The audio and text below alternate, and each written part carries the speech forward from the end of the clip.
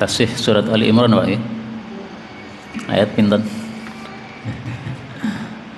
Terakhir itu ayat 180. Nah, panjenengan buka Ali Imran ayat 181.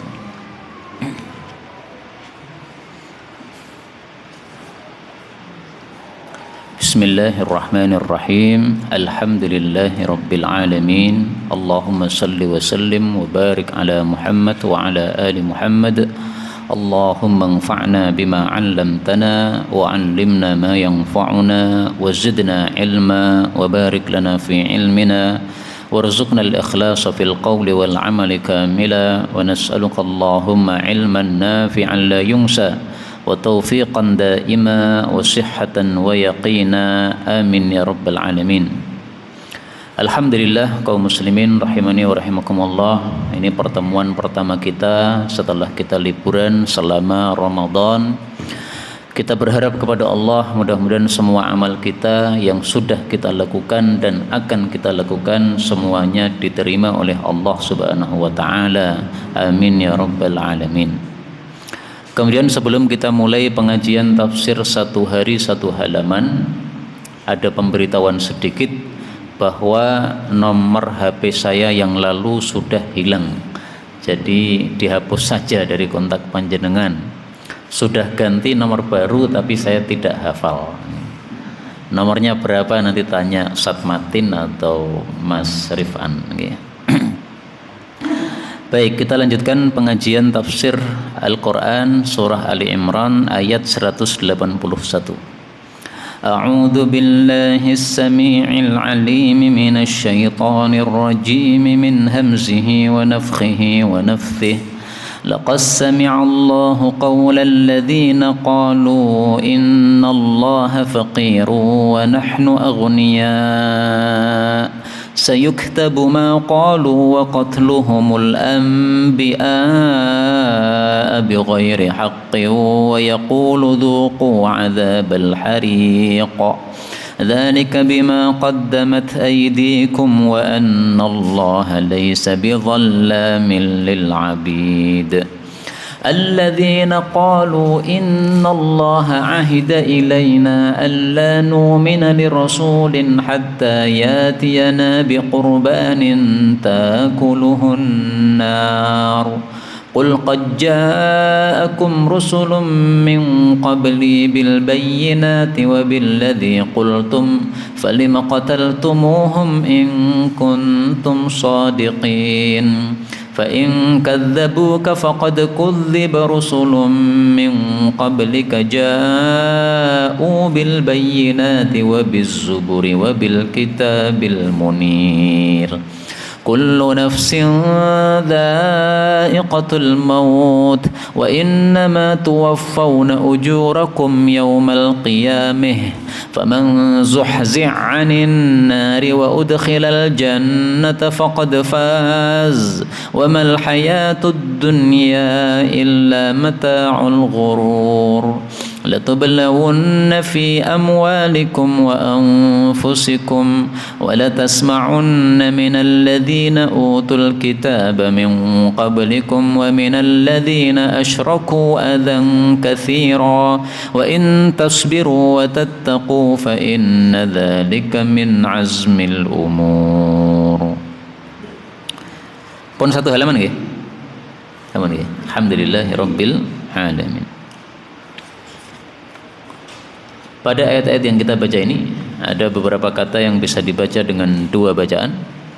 Yang pertama pada ayat 181 sanaktubu itu bisa dibaca sayuktabu. Tapi kalau dibaca sayuktabu maka kalimat berikutnya waqad lahum itu dibaca waqad luhum, lamnya di dhammah. Kemudian wa naqulu boleh dibaca wa yaqulu. Kemudian pada ayat yang ke 184 tadi saya membaca wabizuburi wabil kitabil munir. Nah, itu boleh pakai ba, boleh tidak. Wazuburi wal kitabil munir juga boleh. Kemudian pada ayat yang 185 zuhziha 'anin nar. Huruf ha ketemu ain. Ini menurut orang Arab susah dibaca. Zuhziha an, susah. Makanya sebagian mereka membacanya dengan idgham. Zuhzi'anin nar, ha-nya hilang menjadi ain. Zuhzi'anin nar. Kemudian pada ayat yang ke-186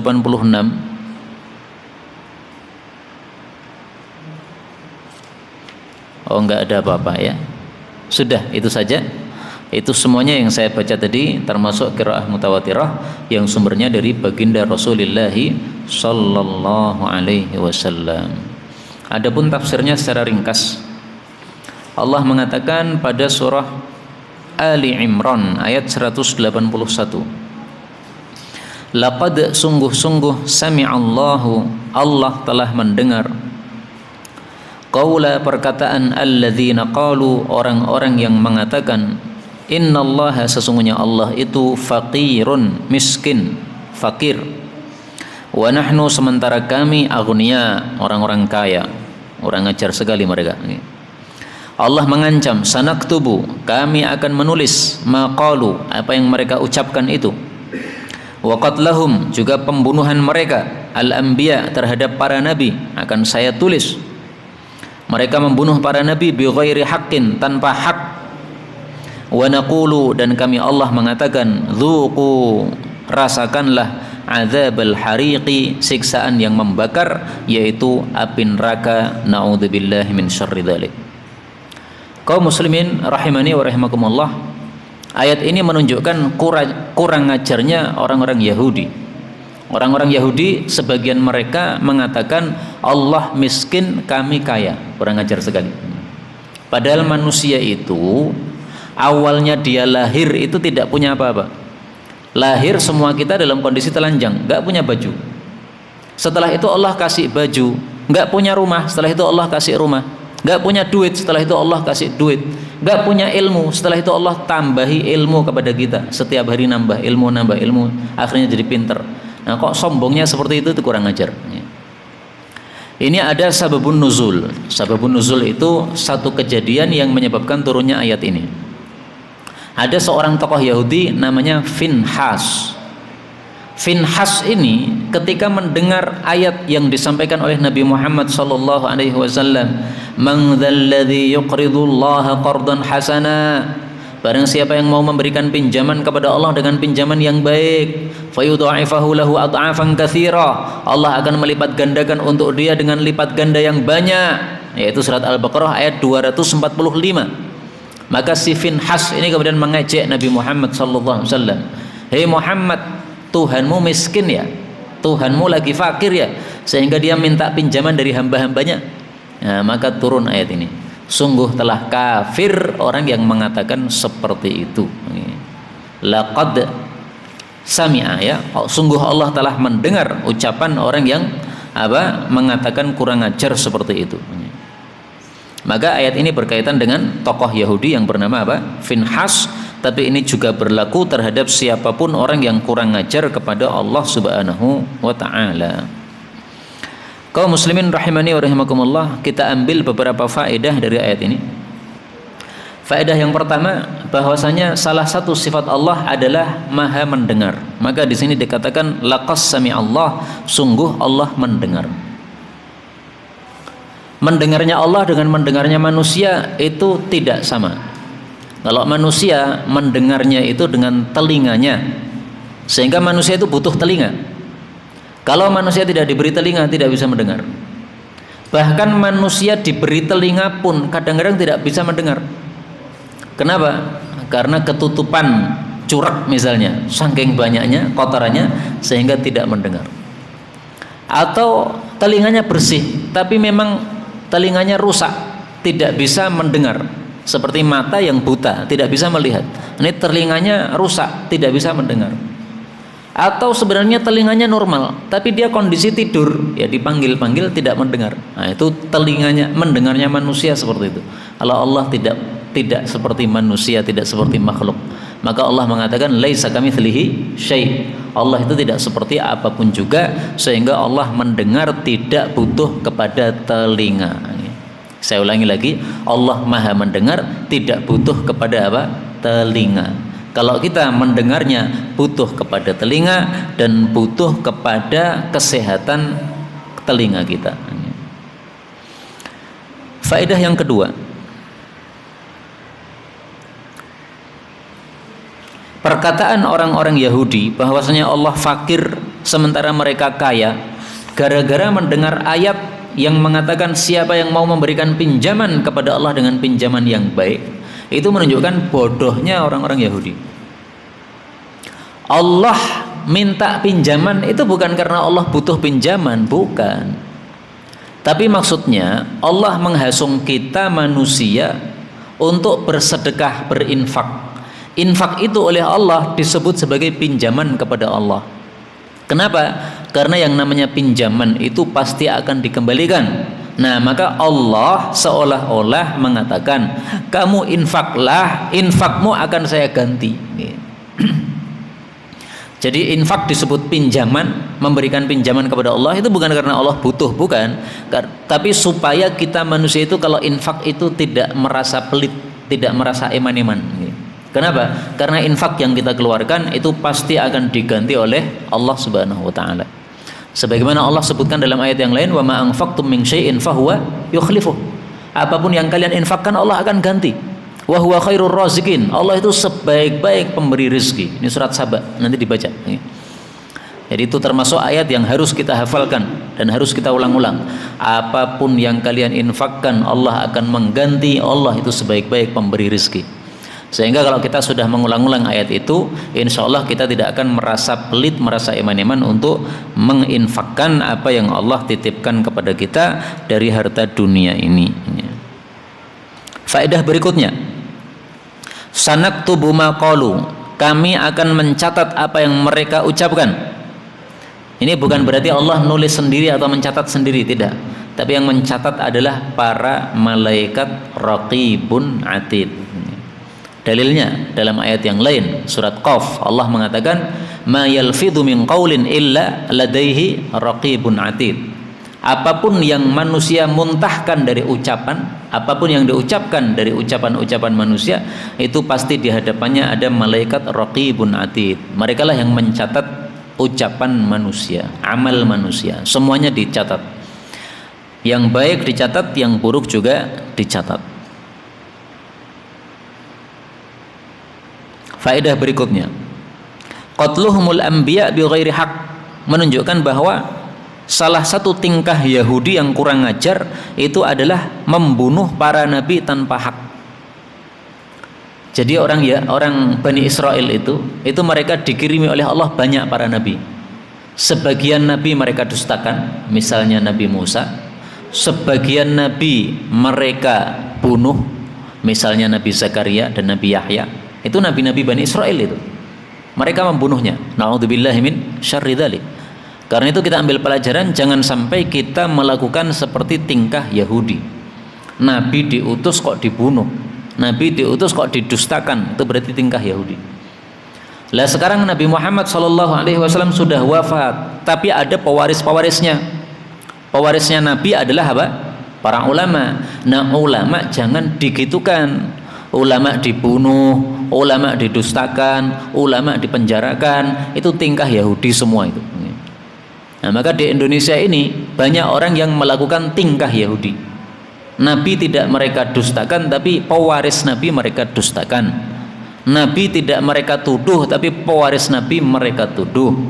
Nabi tidak mereka bunuh, tapi pewaris Nabi mereka usaha untuk membunuhnya. Nah, itu sama dengan tingkah Yahudi yang disebutkan dalam ayat ini. Itu Allah ancam, kami akan catat tingkah mereka itu, dan yang dimaksud dicatat itu akan dicatat kemudian akan dibalas dengan balasan yang setimpal. Bukan hanya dicatat tok. Kalau dicatat tok ya kepenaan mereka. Dicatat dan akan dibalas. Makanya di akhir ayat Allah mengatakan, kami akan mengatakan rasakanlah siksaan yang membakar, yaitu api neraka. Kemudian pada ayat yang ke-182 Allah mengatakan dzalika, hal itu yaitu siksa tersebut, bima qaddamat aydikum, dengan sebab apa yang telah melakukan tangan-tangan kalian sendiri, yaitu maksiat-maksiat kalian.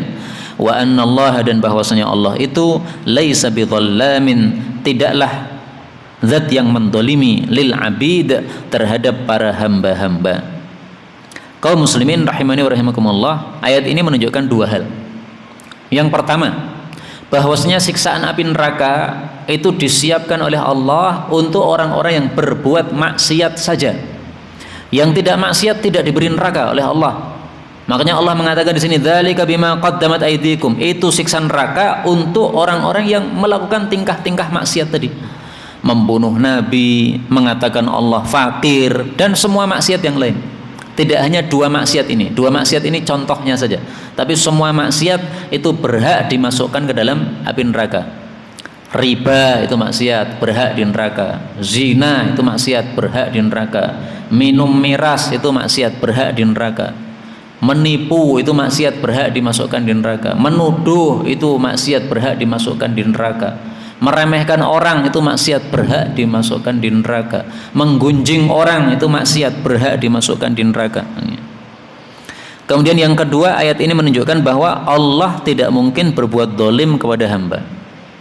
Maka Allah memasukkan orang ke neraka itu bukan karena kezaliman, tapi karena hukuman yang setimpal. Allah mengatakan dalam hadis qudsi, inni haramtu dzulma wa ja'altuhu bainakum muharraman. Saya mengharamkan kezaliman dan saya menjadikan kezaliman itu diharamkan di antara sesama kalian. Fala tadzalamu, karena itu jangan saling berbuat zalim, kata Allah dalam hadis qudsi, disebutkan dalam hadis Arba'in Nawawiyah. Nah, hadis Arba'in Nawawiyah itu hadis-hadis sahih, isinya 42 hadis. Hadis yang paling bagus untuk kita pelajari kalau kita sudah mempelajari Al-Qur'an. Nah, di masjid ini kalau ada pengajian tafsir bersama saya, bagus kalau ada ditambah pengajian hadis bersama ustadz yang lain misalnya, sehingga pertemuannya satu pekan misalnya 2 kali, ya, satu ngaji Quran, satu ngaji hadis. Kita lanjutkan, ya. Ayat 183 Allah mengatakan, alladzina, orang-orang yang qalu, mereka mengatakan, innallaha, sesungguhnya Allah, ahida ilaina, telah memerintahkan kepada kami. Maksudnya memerintahkan dalam kitab suci mereka, alla nu'mina, bahwasanya kami tidak beriman, li rasulin, kepada seorang rasul pun, hatta, sehingga, ya'tiyana, dia datang kepada kami, bi qurbanin, dengan qurban, ta'kuluhun nar, yang api memakannya. Maksudnya api yang datang dari langit, yang warnanya putih. Qul, katakanlah wahai Rasulullah, qad ja'akum, telah datang kepada kalian, rusulun, rasul-rasul, min qabli, sebelum saya, bil bayyinati, dengan bukti-bukti, maksudnya mukjizat, wa billadzi qultum, dan dengan hal yang kalian ucapkan, maksudnya tadi, ya, korban yang dimakan api tadi. Falima, maka kenapakah qataltumuhum, kalian membunuh mereka, in kuntum shadiqin, kalau kalian itu orang-orang yang jujur. Ayat ini menjelaskan orang Yahudi yang mengatakan bahwasanya Allah itu fakir dan kami kaya. Mereka selain mengatakan seperti itu, mereka juga mengatakan perkataan yang lain. Apa mereka katakan? Mereka katakan Allah itu menyuruh kami dalam kitab Taurat bahwasanya kalau ada Rasul datang kami tidak boleh beriman kecuali dia bawa bukti. Buktinya apa? Dia membawa korban, yang korban itu dimakan api dari langit. Dengan kata lain, mereka menolak Nabi Muhammad SAW gara-gara apa? Nabi Muhammad tidak membawa bukti ini. Nah, maka Allah menyuruh Nabi Muhammad menjawab ucapan mereka. Wahai orang-orang Yahudi, sudah datang rasul-rasul sebelum saya dengan membawa bukti-bukti dan juga korban yang kalian syaratkan tadi. Tapi kenapa kalian bunuh mereka? Kalian tidak juga percaya kepada nabi tersebut. Berarti kalian itu tidak mempercayai saya sebagai nabi bukan gara-gara saya tidak membawa korban yang dimakan api dari langit, tapi memang tingkah kalian sejak dulu itu selalu mendustakan para nabi. Buktinya Nabi yang sudah membawa korban yang dimakan api dari langit pun kalian juga bunuh mereka. Nah, kaum muslimin perlu diketahui bahwa syariat zaman dahulu dengan syariat zaman sekarang itu berbeda. Syariat nabi-nabi terdahulu, mereka kalau melakukan perang kemudian menang dalam perang, mendapatkan harta rampasan perang, ghanimah, itu ghanimahnya dikumpulkan. Kumpulkan emas, perak, senjata-senjata dan lain-lainnya dikumpulkan. Setelah rampasan perang dikumpulkan, itu ditunggu sampai ada api dari langit. Kalau ada api putih dari langit datang dengan ada suara kemudian membakar ghanimah tadi, berarti ghanimah itu sudah diterima oleh Allah Subhanahu wa taala. Mereka berarti sudah mendapatkan pahala dari perang tadi, karena ghanimahnya sudah diterima, persembahan ghanimahnya sudah diterima oleh Allah. Itu syariat umat terdahulu. Dua nabi terakhir syariatnya berubah, Nabi Isa dan Nabi Muhammad sallallahu alaihi wasallam. Tidak ada syariat bahwa harta rampasan perang untuk Nabi Isa dan Nabi Muhammad kemudian dipersembahkan kepada Allah, dikumpulkan kemudian menunggu datang api dari langit, nggak ada. Tapi justru ghanimah itu dihalalkan untuk pasukan perang. Maka dalam syariat Nabi Muhammad SAW, kalau kita umat Islam melakukan perang kemudian menang, kemudian mendapatkan rampasan perangnya apa? Dibagi-bagi. Cara baginya bagaimana? Lihat surat Al-Anfal. Qulil anfalu lillahi war rasul. Caranya adalah 1/5-nya diberikan untuk Nabi Muhammad SAW, kemudian sisanya 4/5 baru dibagikan untuk pasukan perang. Nah, sekarang Nabi sudah wafat, maka 1/5-nya itu untuk siapa? Ya, ada perinciannya dalam Al-Quran. Wa'lamu annama ghanimtum min syai' dan seterusnya itu 1/5-nya tetap disisihkan, tidak diberikan untuk pasukan perang. Pasukan perang hanya mendapatkan 4/5 saja. Nah, mungkin muncul pertanyaan, kenapa umat terdahulu tidak boleh makan harta rampasan perang, umat sekarang boleh memakan harta rampasan perang? Dalam hadis yang sahih Rasulullah mengatakan, alima dha'fana. Allah itu mengetahui kelemahan kita, sehingga Allah pun menghalalkan kepada kita harta rampasan perang. Kita ini umat lemah. Kalau melihat duit banyak tapi tidak boleh ngambil, pasti ngiler. Maka oleh Allah, ya sudah, untuk kalian boleh. Rampasan perang silahkan dibagi. Kalau umat terdahulu orangnya kokoh-kokoh imannya, sehingga mereka melihat harta rampasan perang nggak tertarik sama sekali. Disuruh kumpulkan, ya kumpulkan. Nanti kalau ada api dari langit datang, sudah kebakar semua rampasan perang, alhamdulillah, berarti sudah diterima oleh Allah, senang udah. Kadang-kadang api tidak datang dari langit, itu menunjukkan bahwa rampasan perangnya tidak diterima oleh Allah. Kenapa tidak diterima oleh Allah? Gara-gara ada yang korupsi. Maka pernah seorang nabi melakukan peperangan, kemudian setelah mendapatkan rampasan perang dikumpulkan, api dari langit tidak datang-datang. Maka Nabi ini ambil cara, bagaimana cara mengetahui orang yang korupsi dari harta ghanimah. Akhirnya setiap kelompok itu kan ada pemimpinnya. Pemimpinnya silahkan jabat tangan sama saya satu persatu. Assalamualaikum, menemui nabinya. Assalamualaikum. Nah, ada seorang pemimpin yang ketika jabat tangan tuh tangannya nempel, Pak, nggak bisa lepas dari Nabi tadi. Nah, maka Nabi ini mengatakan, berarti kelompokmu ada yang korupsi. Sekarang masing-masing kelompokmu suruh bawa ke sini. Nah, kelompok dia suruh datang. Kemudian setiap orang yang ada di situ dari kelompok tadi itu suruh jabat tangan dengan Nabi. Ternyata ada 2 orang yang jabat tangan dengan Nabi, tangannya lengket tadi. Nah, Nabi mengatakan, berarti kalian berdua mengkorupsi ghanimah. Ternyata betul, setelah diperiksa 2 orang ini mengkorupsi emas yang sangat besar sekali. Karena melihat emas, wah ini emas besar, ini harganya mahal. Kalau disuruh dikumpulkan, dibakar dari api dari langit, iman-iman kata mereka. Maka diambil, dikorupsi. Nah, tapi Allah tahu kan, ini ada yang korupsi, maka saya tidak kirim api dari langit. Nah, itu kondisi umat zaman dahulu seperti itu.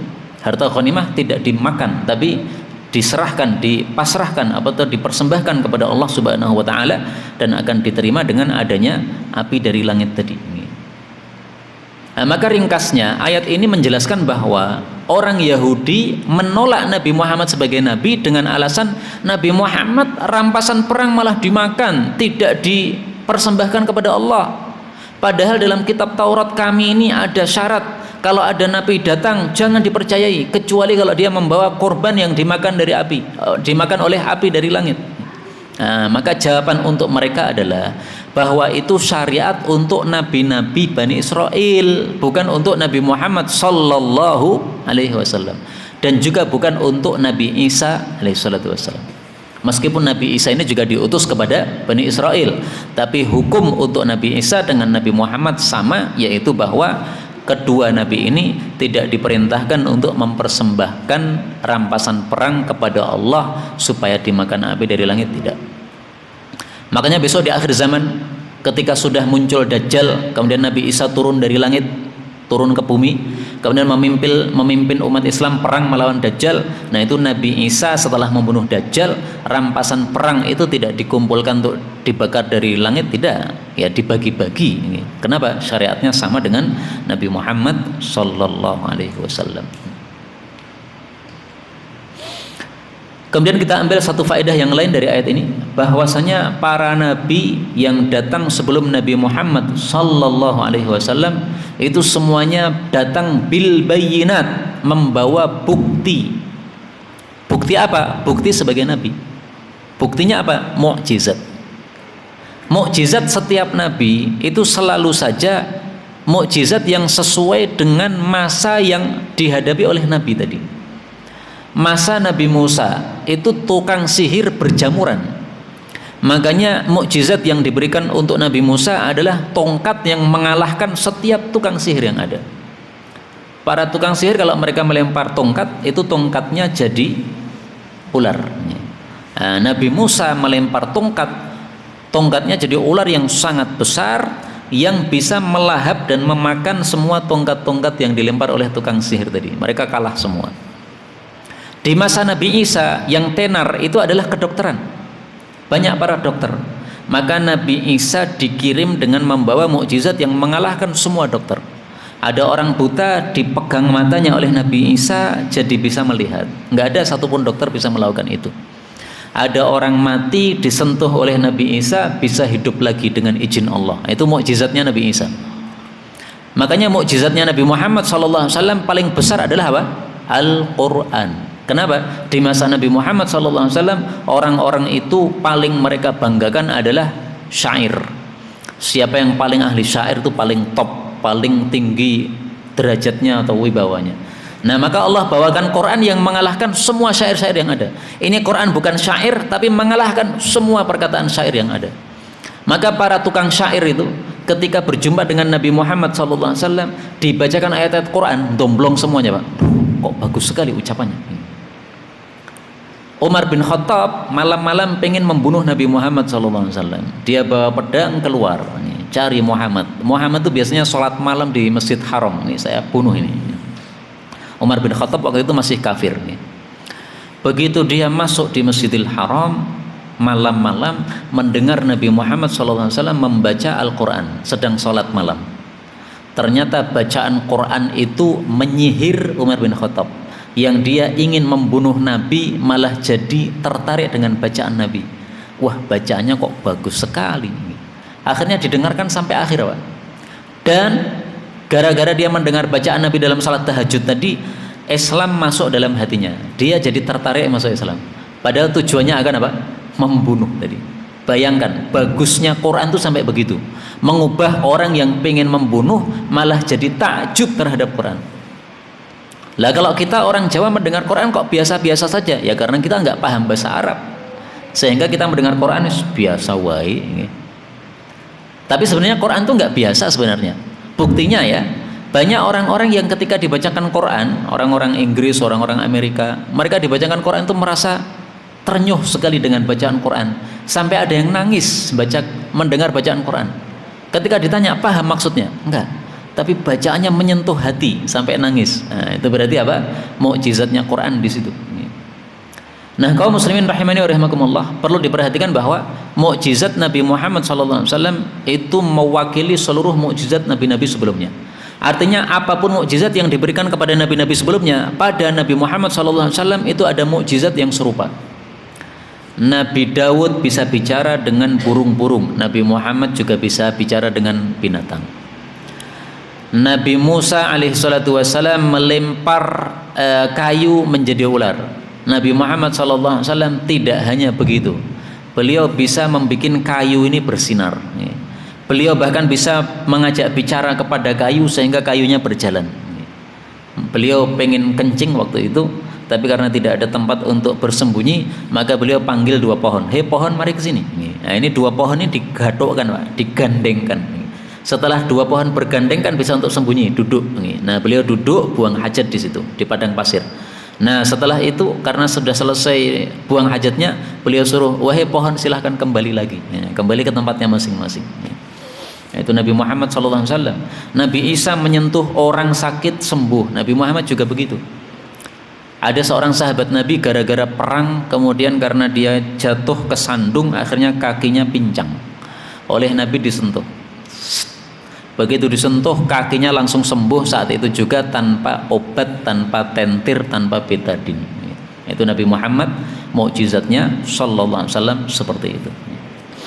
Kita lanjutkan ayat 184. Allah mengatakan, fa in maka jika kadzabuka, mereka mendustakan engkau wahai Nabi Muhammad sallallahu alaihi wasallam, faqad maka sungguh kudziba telah didustakan rusulun, rasul-rasul min qablik sebelum engkau. Ja'u mereka datang bil bayyinat dengan bukti-bukti, yaitu mukjizat-mukjizat, wa bizuburi dan dengan kitab-kitab, wabil kitabil munir dan dengan kitab yang menyinari. Yang dimaksud menyinari itu adalah membawa petunjuk, karena petunjuk itu seperti sinar terhadap kegelapan, yaitu kesesatan. Ini boleh dibaca wazubur atau wabiz zubur, wal kitab atau wabil kitab. Ayat ini menunjukkan 2 hal. Yang pertama, bahwasanya nabi-nabi terdahulu didustakan juga oleh umat-umatnya, sebagaimana Nabi Muhammad SAW didustakan oleh umatnya. Bahkan Ibnu Katsir mengatakan, kullu man qama bihaqqin, setiap orang yang menegakkan kebenaran, au amara bima'ruf, atau melakukan amar ma'ruf, au naha an munkar, atau melakukan nahi munkar, fala budda ayyudha, maka pasti ada yang mengganggu, pasti ada yang mendustakan. Fama lahu dawaun illa sabr, maka obatnya hanya satu, yaitu sabar menghadapi ujian tersebut, wal isti'anah billah, dan hendaklah minta tolong kepada Allah Subhanahu wa taala. Jadi ini sudah sunnatullah, Pak. Yang namanya nabi kok didustakan, kenapa? Karena membawa kebenaran, karena melakukan amar ma'ruf, melakukan nahi mungkar, pasti ada yang memusuhi. Maka kalau ada ulama kemudian dipenjara, dituduh macam-macam, akhirnya dimasukkan penjara, ya wajar kayak begitu. Kenapa? Karena dia melakukan tugas nabi. Jadi kalau tidak mau dipenjara, tidak mau diganggu, ya tidak usah jadi ulama, selesai. Enak jadi orang-orang seperti kita ini. Kenapa? Karena tidak banyak yang memusuhi. Kenapa tidak banyak yang memusuhi? Kita tidak menjadi pewaris nabi. Kalau kita menjadi pewaris nabi, melakukan seperti tugas nabi, yaitu menyampaikan kebenaran, pasti ada yang memusuhi. Karena itu kalau kita menyampaikan kebenaran itu ikhlas sajalah. Mau diterima mau tidak itu jangan dipikirkan. Yang penting kewajiban kita menyampaikan, sudah selesai. Orang-orang mau percaya mau tidak bukan urusan kita. Orang mau terima mau tidak bukan urusan kita. Misalnya kita menyampaikan kepada orang yang kita tahu dia makan riba atau dia bermuamalah dengan riba.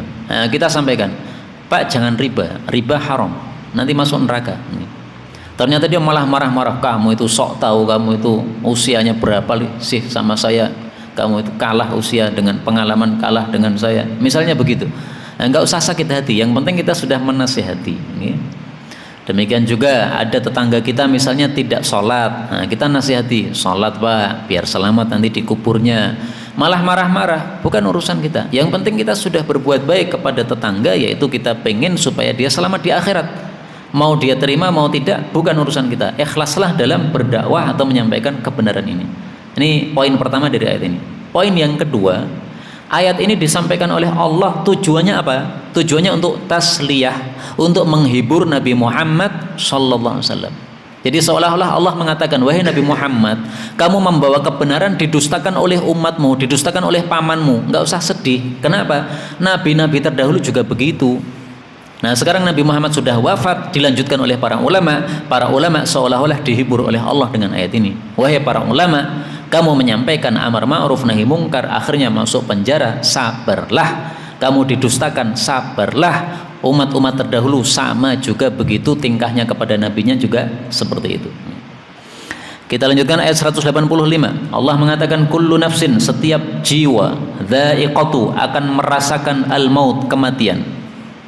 Wa innama, dan sesungguhnya tiada lain, tuwaffawna, disempurnakan, ujurakum, balasan-balasan kalian, baik yang baik maupun yang buruk, yaumal qiyamah, pada hari kiamat nanti. Faman zuhzi' 'anil nar, maka barang siapa yang diselamatkan atau dijauhkan dari api neraka, wa udkhilal jannah, dan dimasukkan ke dalam jannah, faqad faz, maka sungguh dia beruntung. Wa mal hayatud dunya, dan tidaklah kehidupan dunia illa mata'ul ghurur, kecuali kesenangan yang menipu. Menipu itu maksudnya fana, tidak kekal. Kaum muslimin rahimani wa rahimakumullah, ayat ini berisi 4 poin. Poin yang pertama, bahwa setiap jiwa pasti mengalami mati. Maka karena kita meyakini bahwa semua kita pasti mati, tidak usah terlalu sedih kalau ada kerabat kita yang mati. Anak mati, istri mati, bapak mati, ibu mati. Ya wajar, namanya manusia itu mati. Kalau tidak mau mati jangan jadi manusia. Manusia itu kan nafsin, ya harus mati. Yang penting apa? Yang penting kematiannya kematian yang baik. Maka semoga kita semuanya mendapatkan husnul khatimah. Amin ya rabbal alamin. Karena itu ringkasnya gini. Kalau ada kerabat kita yang mati, kita lihat matinya bagaimana. Matinya baik, sudah, alhamdulillah. Karena kalau kita terlalu sedih, terlalu susah, tidak terima terhadap musibah kematian tadi, maka justru kita mendapatkan murka Allah. Rasulullah bersabda, man radiya falahu ridha. Siapa yang mendapat ujian kemudian ridha, dia mendapatkan ridha Allah. Wa man sakhita falahu sukhtu. Tapi mendapatkan ujian tidak ridha, tidak rela hatinya, malah murka, maka Allah murka kepadanya. Dan ini tidak hanya musibah kematian saja ya, musibah sakit, musibah tabrakan, musibah sesar dan sebagainya. Punya anak 5 anak, semuanya tidak ada yang sesar. Begitu anak yang ke-6 atau ke-7 atau ke-8 sesar terus. Nah, ini musibah ini kayak begini. Nah, diterima saja. Karena kalau kita mendapatkan musibah kita ridho, kita terima, itu Allah ridho kepada kita. Yang kedua, ayat ini membahas bahwasanya setiap manusia diberikan balasannya besok pada hari kiamat. Dengan kata lain, dunia ini bukan tempat untuk pembalasan, tapi tempat untuk beramal. Pembalasannya itu nanti di akhirat. Nah, maka masing-masing kita mari kita siapkan bagaimana caranya supaya di akhirat mendapatkan balasan yang baik, jangan mendapatkan balasan yang buruk.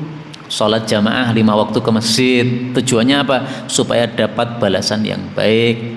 Riba dilepaskan, ditinggalkan, tujuannya apa? Supaya selamat dari balasan yang buruk. Kemudian poin yang ketiga, bahwasanya keberuntungan yang hakiki adalah kalau seseorang itu selamat dari neraka dan masuk surga. Itu keberuntungan yang hakiki, faqad faz. Adapun panjenengan bisnis kemudian dapat untung besar, itu semuanya keberuntungan yang fata morgana.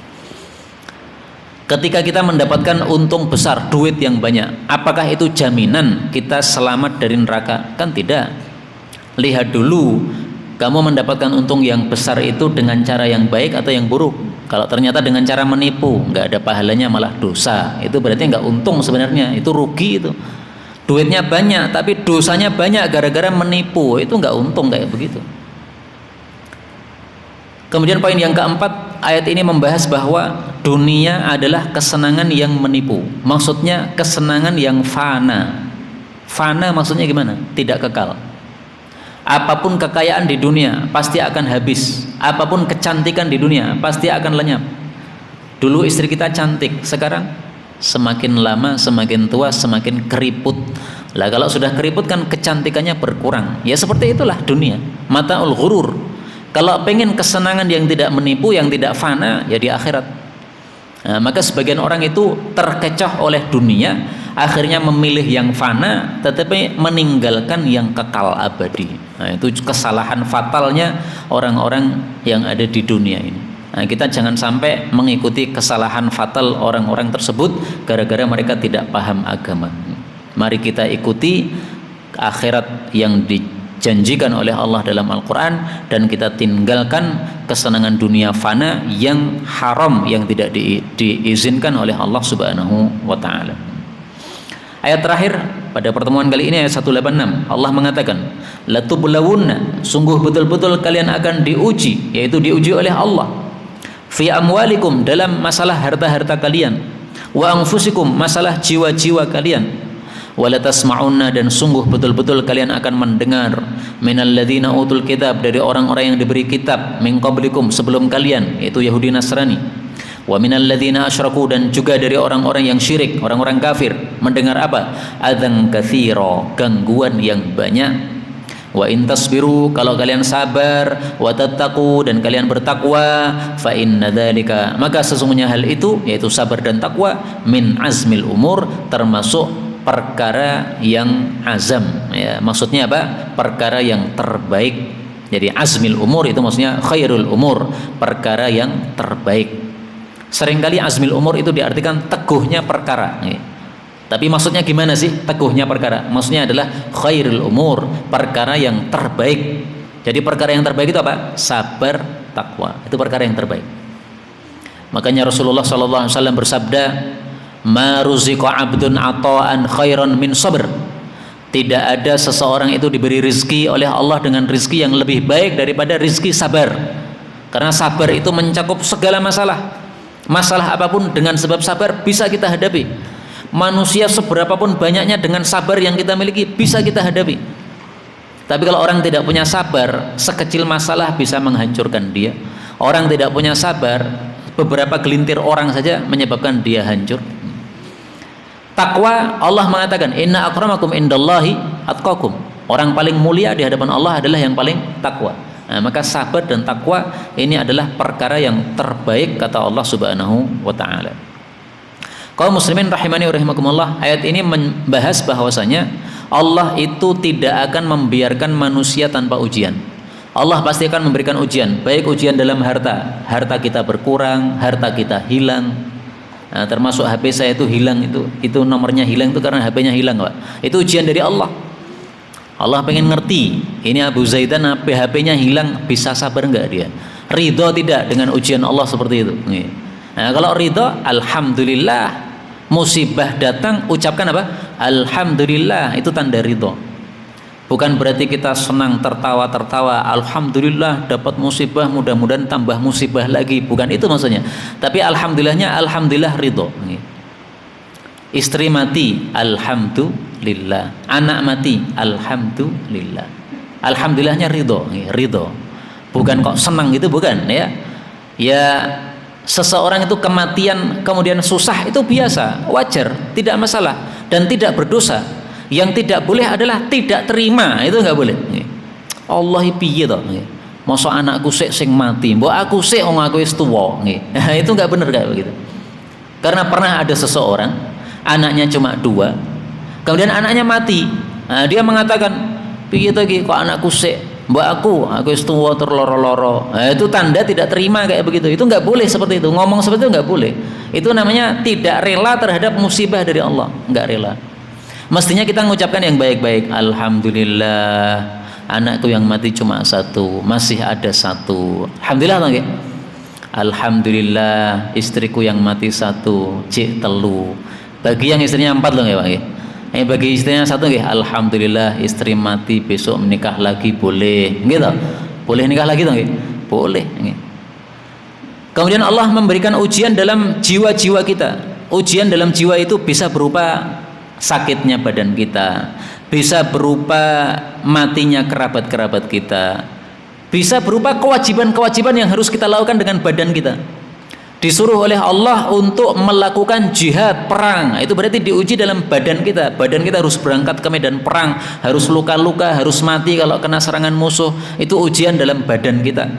Disuruh sholat, itu ujian dalam badan kita. Mau enggak kita itu membungkukkan badan untuk sholat, itu ujian pada badan kita. Kemudian Allah mengatakan juga, kalian pasti akan mendengar gangguan dari orang-orang kafir, tapi kalian harus sabar menghadapinya. Nah, makanya Ibnu Katsir tadi memberikan satu penjelasan yang sangat bagus. Saya ulangi lagi saking bagusnya ya. Kullu man qama bihaqqin, setiap orang yang membawa kebenaran atau melakukan amar ma'ruf atau melakukan nahi mungkar, pasti ada yang mengganggu dan tidak ada obatnya selain sabar dan minta tolong kepada Allah Subhanahu wa taala. Inilah pelajaran yang dapat kita sampaikan, benarnya dari Allah Ta'ala. Kalaupun ada salahnya, fa astaghfirullahal azim li wa lakum walhamdulillahi rabbil alamin. Kalau ada sisa waktu, kita buka soal jawab.